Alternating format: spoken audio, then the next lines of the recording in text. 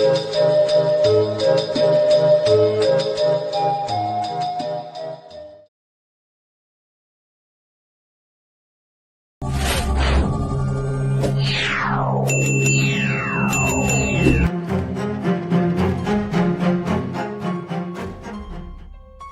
घटना 2014 दिसंबर में इंदौर में घटी थी। उस वक्त इंदौर में ठंड का मौसम था और बेहद सर्दी पड़ रही थी। रश्मि अपने कॉलेज की लाइब्रेरी में बैठकर पढ़ाई कर रही थी। तभी उसकी माँ का फ़ोन आया और उसकी माँ ने उसे बताया कि उसके भाई दीपक का एक्सीडेंट हो गया है। उन्होंने फ़ोन पर कहा कि दीपक की बाइक एक गाड़ी से टकरा गई है और वो बहुत ज़ख्मी हालत में है। रश्मि की माँ ने उसे फ़ौरन हॉस्पिटल बुला लिया। जिस हॉस्पिटल में रश्मि का भाई दीपक एडमिट था, वो रश्मि के कॉलेज से बस कुछ ही मिनट की दूरी पर था।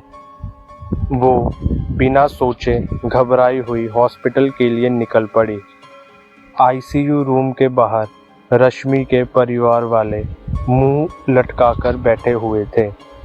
दीपक की हालत बहुत ही सीरियस थी, पर कुछ घंटों के बाद जब डॉक्टर बाहर आए, उन्होंने बताया कि दीपक अब खतरे से बाहर आ चुका है। लेकिन होश आने पर दीपक की दर्द की चीखें पूरे हॉस्पिटल के सारे पेशेंट सुन पा रहे थे। जब दीपक को हॉस्पिटल के दूसरे रूम में शिफ्ट किया गया तो रश्मि उसको देखने के लिए उसके रूम में गई। रश्मि को देखते ही दीपक अचानक से गाना गुनगुनाने लगा। रश्मि चेहरे पर मुस्कान लिए चुपचाप उसके साथ की सीट पर जाकर बैठ गई। उसके एक्सीडेंट के बारे में पूछने पर दीपक ने कोई जवाब नहीं दिया, लेकिन ऐसा लग रहा था जैसे उसे कुछ पता ही नहीं था। इतनी बात ही हुई थी कि दीपक, जो कुछ घंटे पहले दर्द में चीख रहा था, वो बिस्तर से उठकर हॉस्पिटल रूम की खिड़की की तरफ लंगड़ाते हुए चलने लगा। रश्मि ने उसे पूछा कि उसे अचानक क्या हो गया है। रश्मि के सवाल का उसने कोई जवाब नहीं दिया। दीपक खिड़की के पास पहुंचकर खड़ा हो गया और रूम में एक अजीब किस्म का सन्नाटा फैल गया। तभी दीपक ने एक टांग खिड़की पर रख दी। ये देखकर रश्मि का दिल जोर से धड़कने लगा। दीपक पीछे देखकर मुस्कुराया, पर उसका चेहरा पूरी तरह से बदल चुका था। दीपक ने अपना दूसरा पैर भी खिड़की के ऊपर रख दिया और उसके बाद रश्मि उसकी तरफ भागी, लेकिन तब तक दीपक वहां से कूद चुका था। रश्मि के होश उड़ गए। उसने तुरंत बाहर जाकर सबको अंदर बुलाया। सबके अंदर पहुंचते ही रश्मि ने देखा कि उसका भाई अभी कूदा ही नहीं है और खिड़की के पास ही खड़ा हुआ है। ये देखकर रश्मि हैरान रह गई, लेकिन उसके छोटे भाई दीपक की आवाज़ बदलने लगी और वो अजीब तरीके से झटपटाने लगा। ये नॉर्मल नहीं था, मानो जैसे कोई उसे कंट्रोल कर रहा हो। वो खाली जगह में किसी को देखे जा रहा था। ऐसा लग रहा था कि दीपक पर किसी का साया आ चुका है। शाम को दीपक लगातार बड़बड़ाता रहा कि अगर वो हॉस्पिटल में ज़्यादा देर तक रहा तो जल्द ही कोई उसे मार देगा। डॉक्टर्स के इंजेक्शन देने पर भी वो सो नहीं रहा था और दीपक की हालत अब और ख़राब होती जा रही थी। रश्मि की माँ अपने बेटे को ऐसी हालत में देखकर घबरा गई और उसे डिस्चार्ज करवा के वापस घर ले आई। करीब 10 घंटे सोने के बाद जब दीपक अपने घर में उठा तो वो दोबारा अजीब ढंग से बर्ताव करने लगा। वो घंटों रूम की खिड़की के बाहर बैठकर रोते हुए किसी को देखे जा रहा था।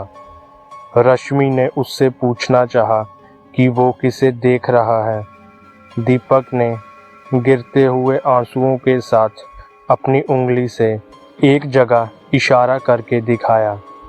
उसकी उंगली के सामने उनकी माँ खड़ी थी। दीपक का हाथ अपनी तरफ देखकर उसकी माँ भी डर गई, पर ये किसी को नहीं पता था कि दीपक अपनी माँ के पीछे की तरफ इशारा कर रहा था।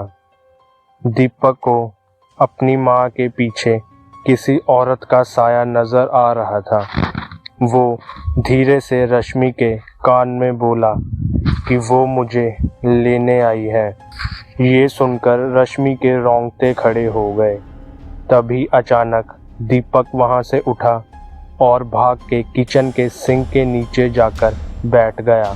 किचन के अंधेरे में वो जोर जोर से हंसने लगा। रश्मि भी उसके पीछे पीछे गई और उसने घबराते हुए अपने भाई से पूछना शुरू कर दिया कि वो किसके बारे में बात कर रहा है और इतने अजीब ढंग से क्यों हंस रहा है। दीपक ने धीरे से कहा, मैं नहीं हंस रहा, वो हंस रही है। पूरा परिवार ये सुन रहा था। सब बेहद डर गए थे। दीपक की माँ ने उसे नींद की गोली दी और अपने साथ ही सुला लिया। उस रात रश्मि भी अपनी माँ के बेडरूम में ही सो रही थी। आधी रात रश्मि की नींद अचानक ही खुल गई। उसे धीरे से अपने पैर पर किसी का हाथ महसूस हुआ। कोई उसके पैरों पर रस्सी बांध रहा था।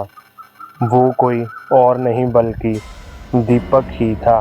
रश्मि कैसे न कैसे करके खुद को छुड़ाने की कोशिश करने लगी, लेकिन तभी रश्मि ने देखा कि दीपक की आंखों का रंग लाल पड़ने लगा था। ऐसा लग रहा था कि जैसे दीपक की नीली आंखें रात के अंधेरे में चमक रही हो। दीपक रश्मि के बगल में आकर लेट गया और उसे घूरने लगा। रश्मि को उसका छोटा भाई बहुत डरावना लग रहा था। तभी उसके भाई ने रश्मि के बाल पकड़ लिए और उन्हें जोर से खींचने लगा। दर्द के मारे पल भर के लिए रश्मि की आंखें बंद हो गई, लेकिन जब उसने आंखें खोली तो दीपक कमरे में नहीं था और उसके पैर भी खुले हुए थे। उसे लगा कि शायद उसने कोई बुरा सपना देखा है, लेकिन जैसे ही उसने करवट ली, उसका खून सर से पैरों में भाग गया। उसने एक औरत को अपने बगल में लेटा हुआ देखा। पूरे कमरे में शांति थी, पर रश्मि की एक चीख ने सबको नींद से उठा दिया। रश्मि ने जब अपने माँ बाप को बताया कि उसके साथ क्या हुआ है, तो वो सुन पड़ गए। तभी उनके घर की छत से दीपक के चीखने की आवाज़ें आने लगी। तीनों ने छत पर जाके देखा तो दीपक खुद से ही रात में बातें कर रहा था। रश्मि और उसके पेरेंट्स को देखते ही दीपक उनकी तरफ मुड़ा और उन्हें देखकर एक अजीब ढंग से मुस्कुराया। उसने हंसते हुए एक अजीब सी आवाज़ में रश्मि से पूछा कि उसके पैर अब कैसे हैं और वो भी रात में प्रिया से मिली। ये सब सुनकर रश्मि सहम गई और सबके सामने उसका रोना छूट गया। तभी दीपक बहुत गुस्से में आ गया। उसके चेहरे ने एक भयानक रूप ले लिया था। ऐसा लग रहा था कि उस पर किसी आत्मा का साया है। उसने रश्मि को उसके बालों से पकड़कर हवा में उठा लिया। जब उनके पापा दीपक को रोकने उसके पास गए तो दीपक ने दूसरे हाथ से अपने पापा को एक जोर का धक्का दिया और वो नीचे गिर पड़े। दीपक रश्मि के ऊपर बहुत जोर से चीखा और चीखते ही अचानक बेहोश होकर नीचे गिर पड़ा। सुबह जब दीपक को होश आया तो वो अपने ही घर में एक चेयर से बंधा हुआ था। एक पंडित उसके सामने बैठा था। पंडित ने दीपक को देखकर बताया कि एक्सीडेंट की जगह से दीपक के साथ कोई और भी वापस आया था, एक औरत जो उसी रोड पर मर गई थी। अब सबको समझ आने लगा कि दीपक जिस प्रिया की बात कर रहा था वो शायद वही औरत थी जिसकी एक्सीडेंट में मौत हुई थी। पंडित ने कहा कि उन्होंने पूजा करके दीपक के अंदर से उस लड़की की आत्मा को मुक्त कर दिया है। उसके बाद पंडित की सलाह मानकर दीपक को हॉस्पिटल में फिर से एडमिट करवाया गया। कुछ दिनों के बाद दीपक बेहतर महसूस करने लगा, लेकिन तब भी उसकी अजीब हरकतें बंद नहीं हुई। आखिर में दीपक के परिवार वालों ने एक नए शहर में नया घर ले लिया। जब दीपक नई जगह गया तो वो धीरे धीरे नॉर्मल होने लगा और अब वो बिल्कुल ठीक है। तो दोस्तों, अगर आपको ये कहानी अच्छी लगी तो हमारा चैनल सब्सक्राइब करना बिल्कुल मत भूलना।